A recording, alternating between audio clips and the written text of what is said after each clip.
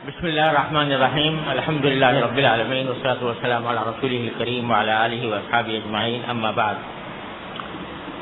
یہ کچھ سوالات ہیں جو آپ حضرات کی طرف سے آئے ہیں۔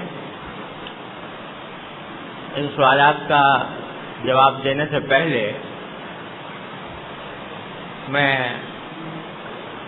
ایک بات بطور تمہید عرض کرنا چاہتا ہوں۔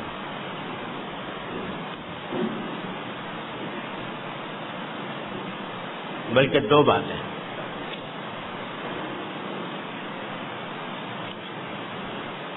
حضرت حکیم الامت مولانا اشرف علی صاحب تھانوی رحمۃ اللہ علیہ یہ فرماتے تھے کہ فقہی مسائل عوامی مجمع میں جلسے میں بیان کرنا مناسب نہیں، دو وجہ سے۔ ایک تو اس وجہ سے کہ بعض اوقات جو سننے والے ہوتے ہیں وہ اس مسئلے کی تمام قیود و شرائط کو مد نظر نہیں رکھتے اور غلط فہمی میں مبتلا ہو جاتے ہیں، اور بعض اوقات وہ مسئلہ جب وہ اس کے حوالے کہنے والے کے حوالے سے کسی دوسرے کو بیان کرتے ہیں تو اس میں کوئی قاعدہ شرط چھوٹ جاتی ہے، اس کی وجہ سے غلط فہمی پیدا ہوتی ہے۔ لہذا عوامی مجمع میں فقہی مسائل کو بیان کرنا، خاص طور سے وہ مسائل جو کچھ قیود و شرائط کے پابند ہوتے ہیں، ان کو بیان کرنے میں حضرت فرماتے تھے کہ عوامی مجمع میں بیان نہیں کرنے چاہیے۔ دوسری بات حضرت یہ فرماتے تھے خود اپنے بارے میں کہ جب میں کسی دوسرے شہر میں جاتا ہوں اور وہاں کوئی شخص مجھ سے مسئلہ پوچھتا ہے تو میں اس کا جواب نہیں دیتا، بلکہ یہ کہتا ہوں کہ مقامی مفتی سے رجوع کریں، کیونکہ کیا وجہ ہے، اگر اس شہر میں کوئی قابل مفتی موجود ہے تو ان کو چاہیے کہ انہی سے پوچھیں، باہر سے آنے والے سے کیوں پوچھیں، کیونکہ دو حال سے خالی نہیں۔ اگر میں جواب دوں گا تو وہ اگر موجودہ وہاں کے مفتی کے مطابق ہے تو پھر میرے سے پوچھنے کی کیا ضرورت ہے، وہاں سے پوچھ لیں۔ اور اگر میرا جواب مقامی مفتی کے جواب سے کچھ مختلف ہے تو پھر ایک خلفشار پیدا ہوگا کہ صاحب مقامی مفتی تو یہ کہتے ہیں اور باہر سے آنے والے نے یہ کہہ دیا، تو وہ یا ان سے بدگمان ہوگا یا مجھ سے بدگمان ہوگا اور ایک اختلاف اور خلفشار پیدا ہوگا۔ اس لیے کوئی اگر عام آدمی مجھ سے مسئلہ پوچھتا ہے تو بجائے میں خود جواب دینے کے وہاں کے ماہر مفتی کوئی ہوتے ہیں ان کی طرف رجوع کرنے کو کہہ دیتا ہوں کہ مقامی مفتی سے پوچھیں۔ اس کا تقاضا یہ تھا کہ جتنے یہ سوالات آئے ہیں ان کا میں جواب دینے سے معذرت کروں، اور میں ہمیشہ میں خود بھی ایسا ہی کرتا ہوں حضرت کے عمل کے مطابق، لیکن ساتھیوں نے فرمایا کہ سارا علماء کرام ہی کا مجمع ہے، لہذا اس میں کسی عوامی قسم کا سوال جواب نہیں ہے، علماء کرام کا مجمع ہے۔ علماء کرام اس فاصلے میں میری رائے معلوم کرنا چاہتے ہیں، تو اس لیے میں نے کہا کہ مختصراً میں عرض کر دوں، لیکن اس میں بھی یہ عرض کر دوں کہ جو کچھ میں عرض کروں گا وہ میری اپنی جو کچھ تحقیق یا سوچ ہے اس کے مطابق عرض کروں گا، اور آپ حضرات علماء کرام ہیں اس کی مزید تحقیق فرما سکتے ہیں۔ تو اس تمہید کے ساتھ میں عرض کر رہا ہوں، اور اگر کوئی صاحب میری کسی بات کو نقل کریں کہیں تو براہ کرم پوری بات نقل کریں، اس میں سے کوئی جز اگر رہ جائے گا تو وہ غلط فہمیاں پیدا کریں، لہذا اگر ریکارڈ بھی ہو رہا ہے تو بہت اچھی بات ہے۔ پہلا سوال یہ ہے کہ قسط وار رقم کی ادائیگی میں جو چیزیں خرید و فروخت کی جاتی ہیں اس کی شرعی حیثیت کیا ہے؟ مقامی علماء کا خیال ہے کہ جائز نہیں، وضاحت فرمائیں۔ یعنی یہ جو مختلف چیزیں ہوتی ہیں جو قسطوں پر خریدی جاتی ہیں، عام طور سے ہوتا یہ ہے کہ جیسے موٹر سائیکل ہے یا فریج ہے یا گاڑی ہے، یہ قسطوں پر خریدی جاتی ہیں، اور اگر نقد خریدی جائیں تو ان کی قیمت کم ہوتی ہے، اور قسطوں پر اگر خریدی جائیں تو اس کی قیمت زیادہ ہوتی ہے. تو یہ خیال رہتا ہے کہ چونکہ قسطوں پر خریدنے کی صورت میں قیمت زیادہ دینی پڑ رہی ہے تو یہ کہیں سود میں داخل نہ ہو گیا. تو اس سلسلے میں عرض یہ ہے کہ اس موضوع پر میرا ایک مستقل مقالہ ہے جو میری کتاب بحوث فی قضایا فقہیہ معاصرہ کا ایک حصہ ہے. وہ کتاب چھپی ہے، اس میں تفصیل کے ساتھ میں نے اس مسئلے کو اور اس سے متعلق مسائل کا فقہی جائزہ لیا ہے اور اس کے احکام بیان کیے ہیں. لیکن مختصر بات یہ ہے کہ اگر قسط پر خریدنے کی وجہ سے قیمت میں کوئی اضافہ کیا گیا ہے تو اس کو سود نہیں کہتے، وہ سود نہیں ہوتا، بشرطے کہ قیمت اسی وقت متعین ہو جائے جس وقت کے خریداری ہو رہی ہے. مثال کے طور پر کسی تاجر نے یہ کہا کہ اگر آپ اس کو نقد خریدیں گے تو 1000 کی ہے اور قسطوں میں خریدیں گے تو یہ 1200 کی ہے یا 1300 کی ہے. اب اسی وقت عقد کے اندر اگر یہ متعین ہو جائے کہ میں ادھار خریدوں گا، قسطوں پر ادائیگی کروں گا، اور قسطیں بھی متعین ہو جائے اور مدت بھی متعین ہو جائے کہ اتنی مدت میں ادائیگی ہوگی اور میں 1300 میں خرید رہا ہوں، تو یہ جائز، یہ ناجائز نہیں.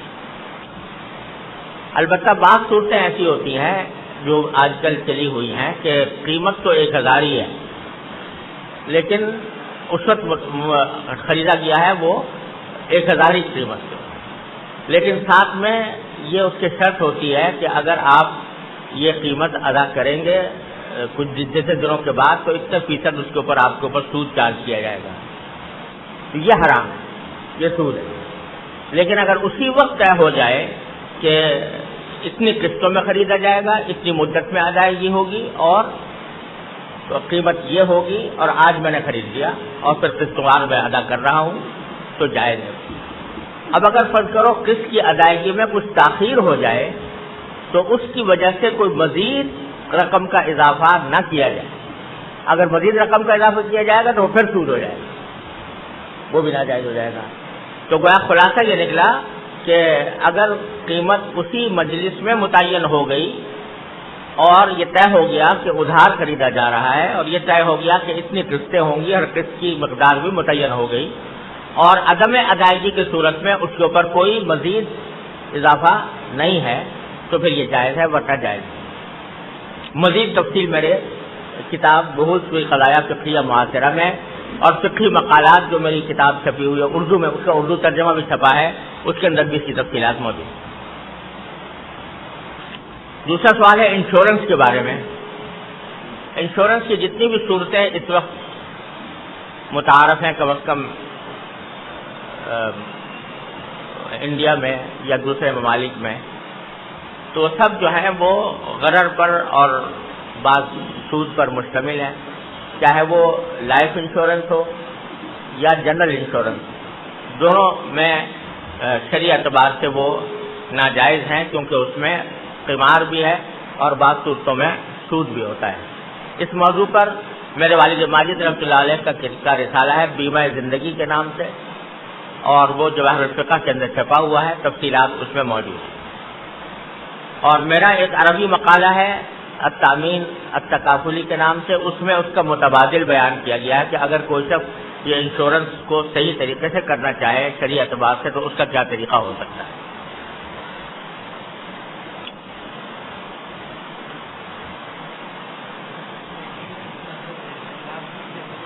ہاں البتہ یہ ہے کہ بعض انشورنس جو ہیں وہ قانونی طور پر ضروری ہوتے ہیں. بھائی میں تصویر نہیں کھنچواتا.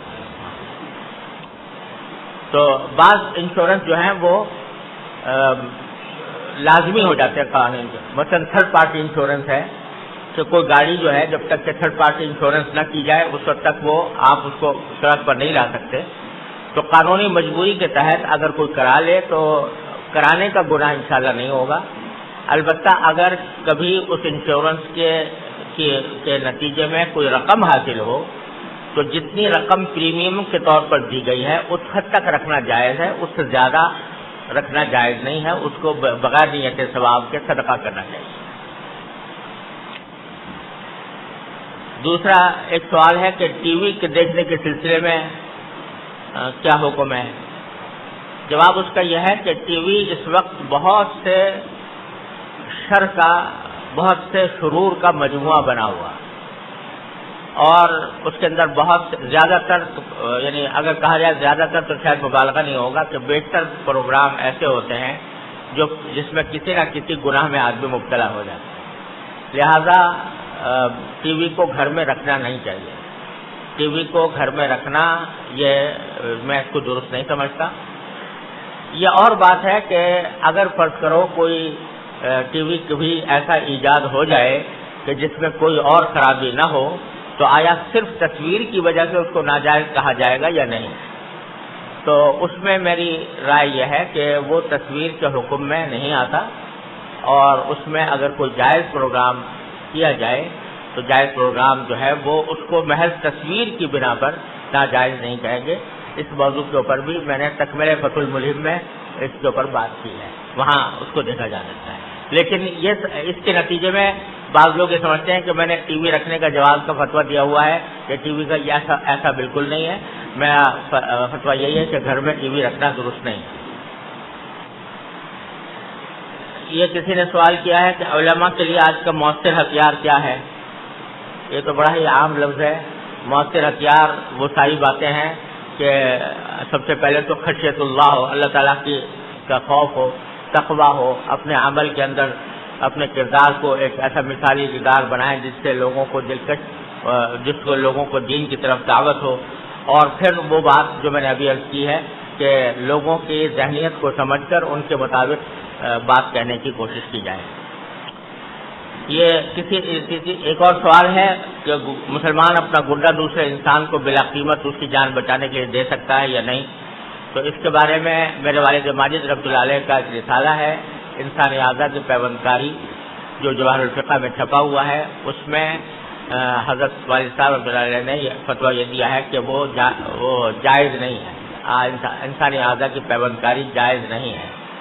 البتہ بعض ضروری حالات کے پیش نظر کچھ اور علماء نے جواز کا فتویٰ دیا ہے، اور کچھ دلائل ایسے سامنے آئے جس کی وجہ سے مجھے بھی تردد ہو گیا اس معاملے میں اس میں توقف اختیار کرتا ہوں ابھی تک۔ ایک سوال یہ ہے کہ آئے دن رشوت کا بازار گرم ہے، اپنا جائز حق حکومت سے حاصل کرنے کے لیے جب رشوت کے بغیر کوئی چارہ کار نہ ہو تو کیا بینک سے حاصل ہونے والا انٹرسٹ حکومت کے ذمہ داروں کو بطور رشوت دیا جا سکتا ہے؟ جواب اس کا یہ ہے، پہلی بات تو یہ کہ رشوت کا حکم یہ ہے کہ وہ لینا بھی حرام، دینا بھی حرام، اور صرف اس صورت میں دینے کی گنجائش نکلتی ہے جبکہ کسی انسان کو اپنا کوئی ضروری حق اس کے بغیر حاصل نہ ہو سکتا ہو، تو پھر بقدر ضرورت دینے کی گنجائش ہے، لینا پھر بھی حرام ہی ہے۔ اور آیا انٹرسٹ کی رقم سے اس کو دے سکتے ہیں؟ نہیں، تو اس کا جواب یہ ہے کہ انٹرسٹ جس ادارے سے انٹرسٹ ملا ہے اسی ادارے کو اگر دینی ہو تو دے سکتے ہیں، لیکن انٹرسٹ الف سے حاصل ہوا اور رقم با کو دی جا رہی ہے، یہ جائز نہیں۔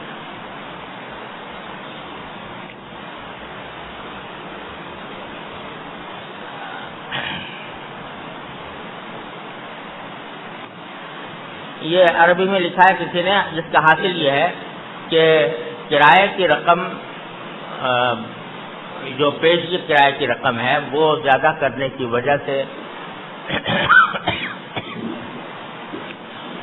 کرایہ کم کرنے کا کیا حکم ہے؟ اس میں ذرا سی تفصیل سمجھنے کی ہے، علماء کرام ہیں اس لیے میں عرض کر رہا ہوں کہ اس کو سمجھ کر بات کریں۔ اس کی دو صورتیں ہو سکتی ہیں۔ ایک صورت تو یہ ہے کہ مثلا سال بھر کے لیے کوئی مکان کرائے پر دیا جا رہا ہے، اس میں طے کر لیا جائے کہ پہلے مہینے کا کرایہ وہ زیادہ ہوگا، یعنی مثلا فرض کرو کہ پہلے مہینے کا کرایہ 2000 ہوگا اور باقی مہینوں کا کرایہ وہ 1500 ہوگا، تو یہ کرنے میں کوئی حرج نہیں، یہ جائز۔ لیکن وہ کرایہ جو پہلے دیا جا رہا ہے وہ پہلے مہینے پر ختم ہو جائے، پہلے مہینے، اور باقی جو ہے باقی مہینوں کا کرایہ وہ وہ کم کرائے کے اوپر اس کا تعین کر لیا جائے تو اس میں کوئی مذائقہ نہیں ہے، یہ جائز۔ دوسری صورت یہ ہے کہ ایک رقم کرایہ جو شخص کوئی زمین وغیرہ یا مکان کرائے پر دیتا ہے تو کچھ ڈپازٹ رکھتا ہے، وہ ڈپازٹ رکھتا ہے، اور ڈپازٹ رکھنے کے صورت میں وہ یہ کہتا ہے کہ اگر زیادہ ڈپازٹ دو گے تو کرایہ کم ہو جائے گا، اور اگر کم ڈپازٹ دو گے تو کرایہ زیادہ ہوگا۔ یہ ناجائز۔ وہ ڈپازٹ کی رقم اگر ڈپازٹ کی رقم کی بنیاد پر کرایہ کا تعین کیا جائے تو یہ ناجائز ہے، لیکن اگر ڈپازٹ کے اوپر نہیں بلکہ پہلے مہینے کا کرایہ زیادہ ہے اور باقی مہینوں کا کرایہ کم ہے تو ایسے کرنے میں کوئی نہیں۔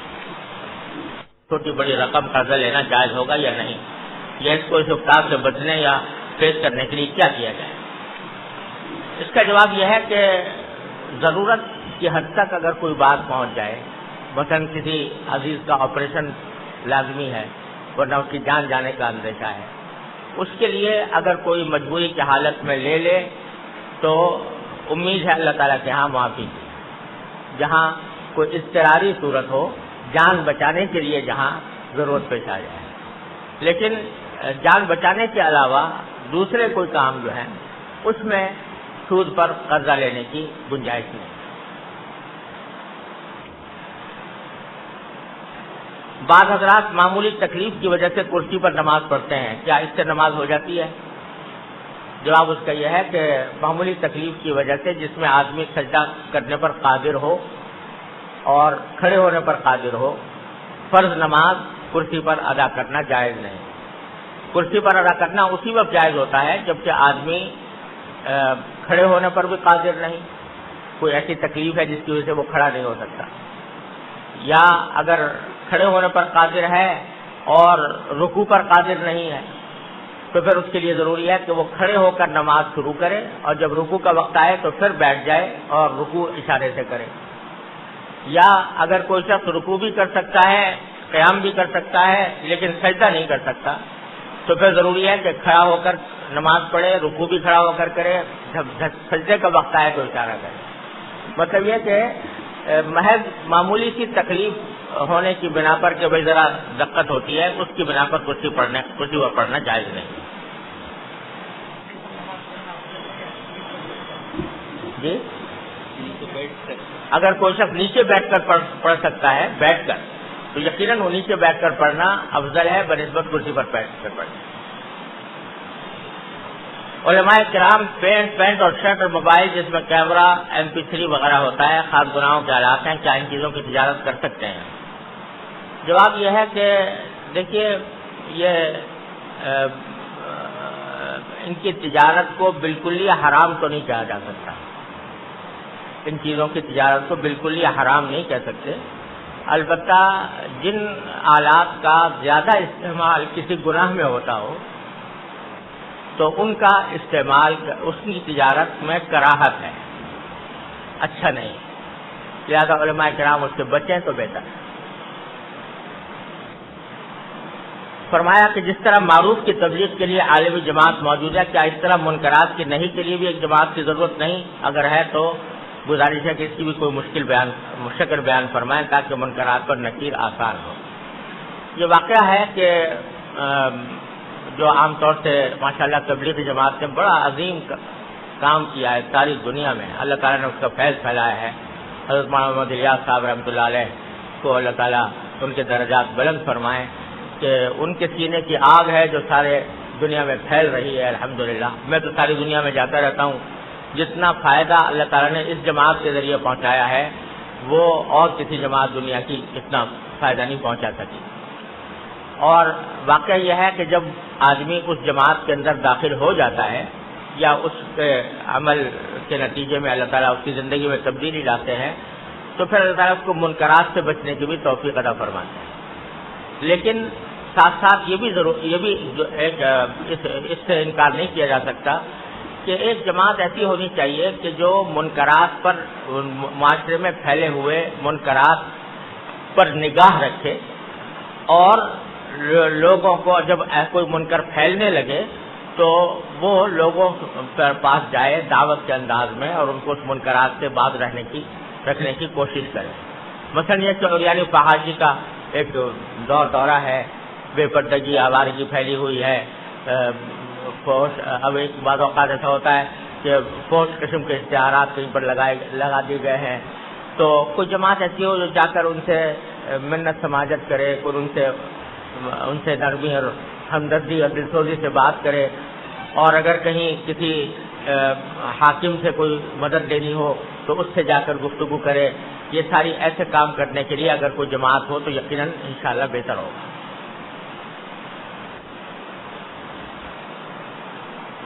فرمایا بدعت کی صحیح تعریف کیا ہے؟ بدعت کی تعریف یہ ہے کہ جو چیز نبی کریم صلی اللہ علیہ وسلم یا صحابہ کرام سے ثابت نہیں ہے اس کو دین کا حصہ سمجھ کر کرنا. دین کا حصہ سمجھ کر کرنا یعنی مستحب سمجھ کر یا مسنون سمجھ کر یا واجب سمجھ کر اس کو کرنا. جو چیز نہ قرآن میں اس کا ذکر ہے، نہ نبی کریم صلی اللہ علیہ وسلم کی حیات طیبہ میں اس کا کوئی ذکر ہے، نہ صحابہ خلفائے راشدین کے اور صحابہ کرام کے طرز عمل میں کوئی ذکر ہے، اس کو آدمی دین کا حصہ سمجھ لے اور اس کا التزام کرے اس طرح جیسے مستحبات یا مسنونات یا واجبات کا کیا جاتا ہے، اس کو بدعت ہے.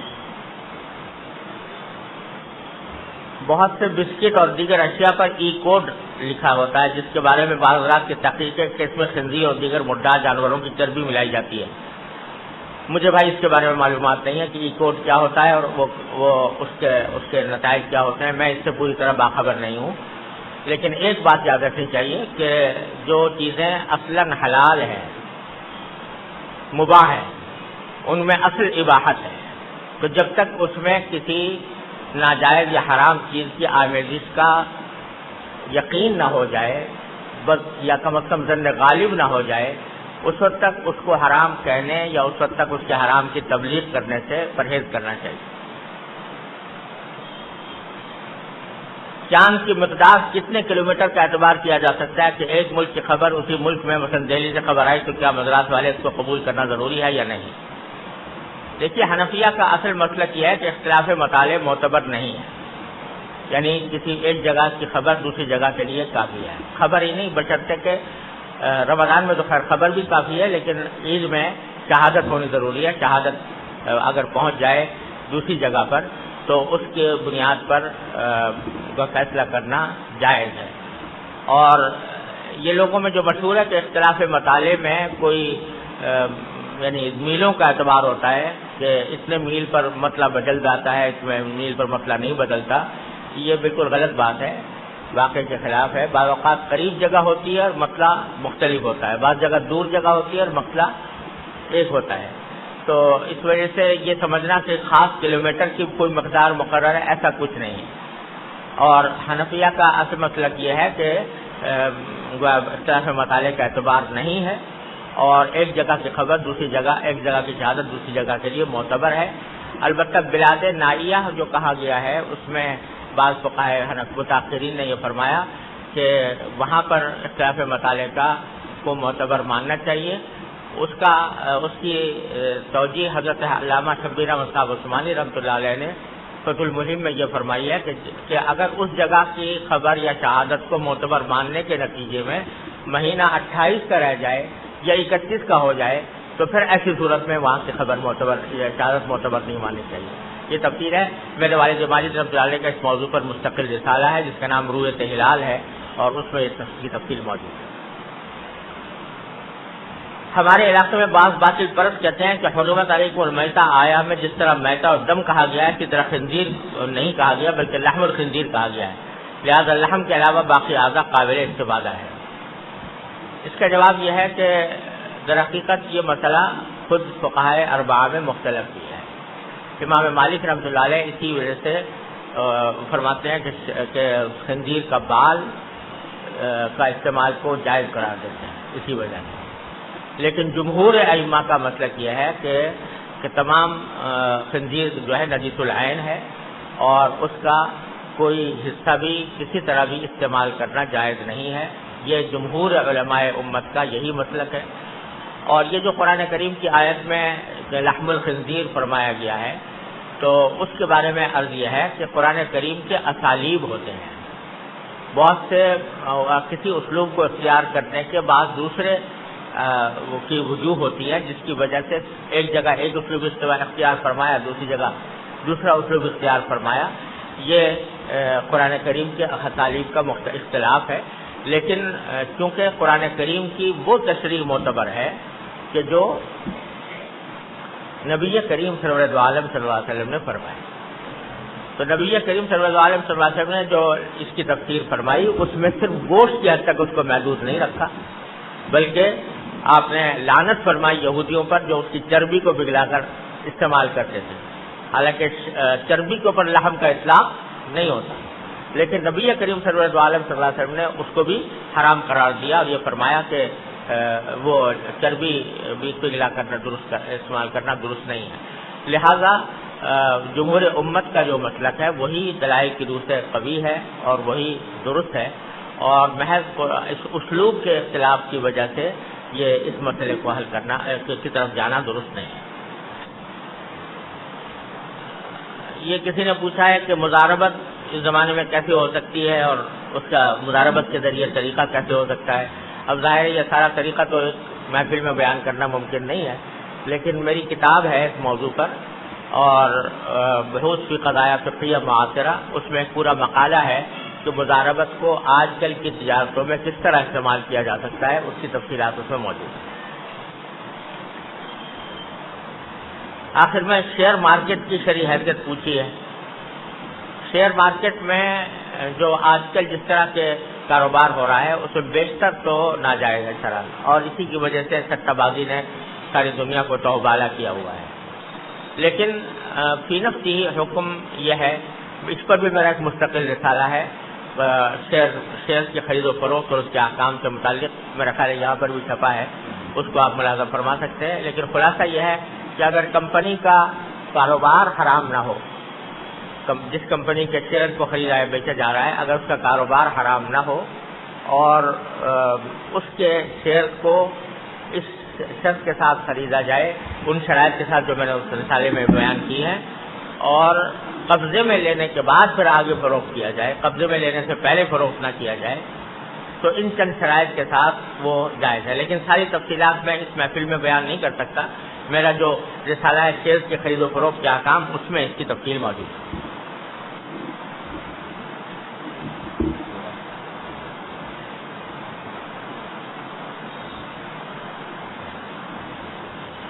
یہ پوچھا ہے کہ مردوں عورتوں سے مخلوط کمپنی چلانا کہتا ہے جس سے بہت سے فحش کام کا پھیلنا ثابت ہوتا ہے۔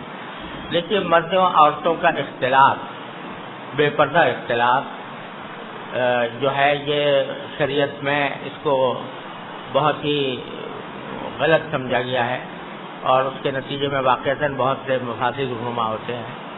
لہذا اس طرح کرنا چاہیے کہ جہاں ایسا انتظام کرنا چاہیے کہ جس میں مردوں عورتوں کا اختلاط نہ ہو اور بے پردگی نہ ہو۔ دوسرا سوال یہ ہے کہ مسجدوں میں عورتوں کی آمد کا کیا حکم ہے؟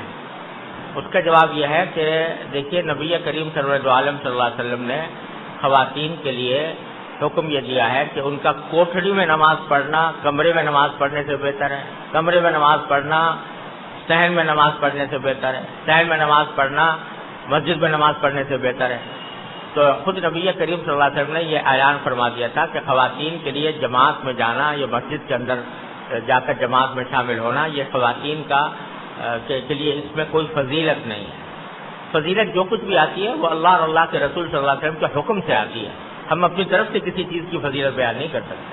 تو حضور اقدس صلی اللہ علیہ وسلم نے خواتین کے لیے یہی طریقہ تجویز فرمایا تھا کہ وہ گھروں میں رہیں، اور البتہ چونکہ نبی کریم صلی اللہ علیہ وسلم کا عہد مبارک تھا، آپ کے پیچھے اقتدا کی ایک شوق تھا خواتین کو، تو اس واسطے نبی کریم صلی اللہ علیہ وسلم نے اپنے زمانے میں خواتین کو اجازت دے دی تھی۔ وہ بھی حضرت عائشہ فرماتی ہیں کہ عام طور سے خواتین جو ہیں وہ اندھیرے میں آتی تھیں، کپڑوں میں لپٹی ہوئی ہوتی تھیں، پہچانی بھی نہیں جاتی تھیں، وہ آ کے شامل ہوتی، پھر بھی اس کو کوئی فضیلت قرار نہیں دیا گیا تھا۔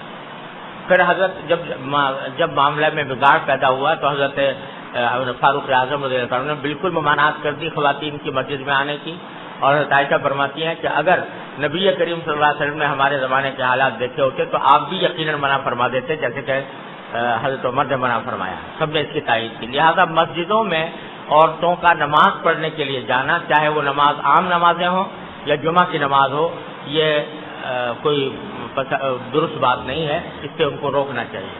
البتہ دو باتیں میں عرض کرتا ہوں، ایک تو یہ کہ خواتین کا دین کی تعلیم حاصل کرنے کے لیے نکلنا یہ پسندیدہ ہے، بشرطے کہ وہ حجاب کے تمام تقاضوں کو پورا کرتے ہوئے نکلے۔ تو کوئی دینی درس ہے یا دینی وعظ ہے، اس میں شرکت کے لیے خواتین جا سکتی ہیں، اس میں کوئی حرج نہیں۔ دوسری بات یہ ہے کہ آج کل خواتین عام طور سے بازاروں میں پھرتی ہیں، اور جو نمازی خواتین ہوتی ہیں ان کو نماز پڑھنے کی کوئی جگہ میسر نہیں آتی، تو اس لیے اگر مسجدوں کے اندر اس بات کا کوئی تھوڑا سا انتظام کر لیا جائے کہ اگر کوئی خاتون نماز پڑھنے کے لیے آئے جو بازار میں پہلے ہی نکلی ہوئی ہے اور نماز کا وقت آ گیا ہے، گھر پر جاتے جاتے نماز کا وقت نکل جائے گا، تو ایسی صورت میں مسجدوں میں ان کے لیے تنہا نماز پڑھنے کا کوئی انتظام اگر ہو جائے تو کوئی حرج نہیں۔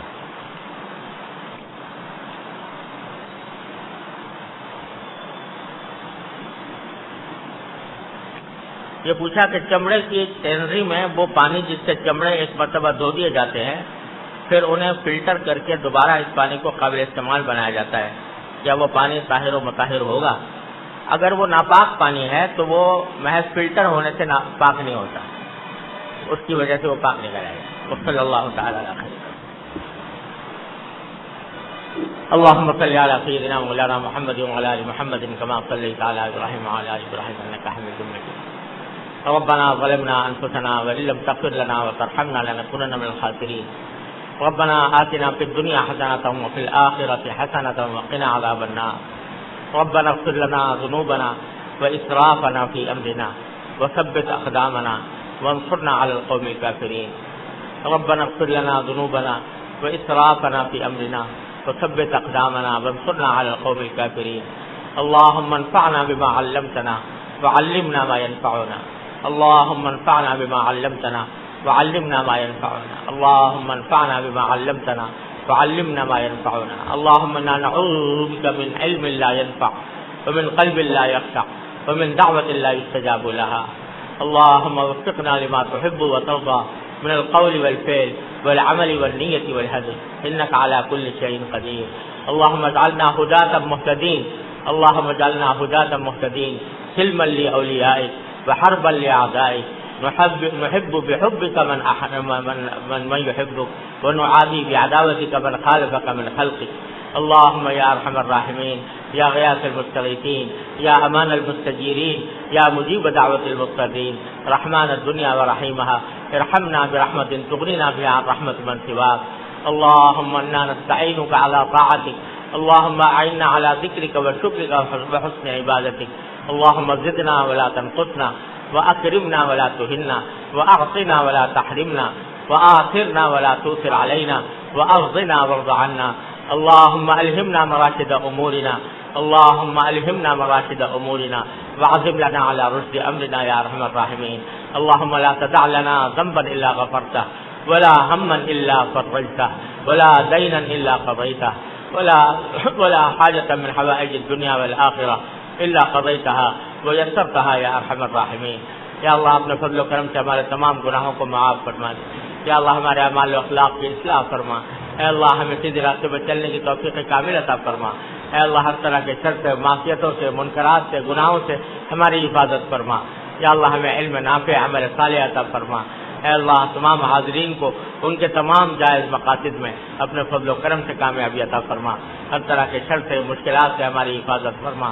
اللهم انا نسألك من خير ما سألك منه عبدك ونبيك محمد صلى الله عليه وسلم، ونعوذ بك من شر ما استعاذك منه عبدك ونبيك محمد صلى الله عليه وسلم۔